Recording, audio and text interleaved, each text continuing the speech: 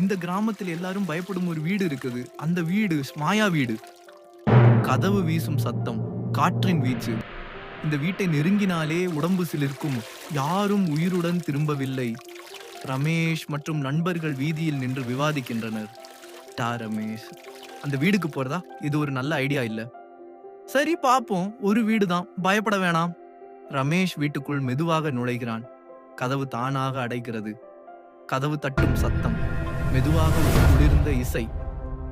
அந்த கதவு தானாக அடைந்தது. வெளியில் போவது முடியவில்லை. மேல் மாடியில் ஒரு பழைய அறை, மங்கிய வெளிச்சம், ஒரு கண்ணாடியில் ஒளிப்பதிவு. அங்கே ஒரு கண்ணாடி, ஆனால் அதில் ரமேஷ் தனக்கே தெரியாத உருவத்தை காண்கிறான். ஒரு பெண், வெள்ளை சேலையில், கூந்தல் முகத்தில் மெதுவா நெருங்குகிறாள். பேயின் சிரிப்பு. நீ வந்தியா? இப்போ நீயும் இங்கேயே இருக்கணும். நண்பர்கள் காத்திருக்கின்றனர். போலீசார் தேடுகிறார்கள். நாட்கள் சென்றன. ரமேஷ் வீடு திரும்பவே இல்லை. பழைய புகைப்படம். ரமேஷ் புன்னகையுடன் அந்த பெண்ணுடன் நின்று கொண்டிருக்கிறார். அந்த வீடு இன்னும் இருக்கிறது. யாராவது கதவை தட்டினால் அந்த புகைப்படத்தில் ஒரு புதுமுகம் தோன்றும். மேலும் இது போல ஸ்டோரிக்கு சப்ஸ்கிரைப் பண்ணுங்க.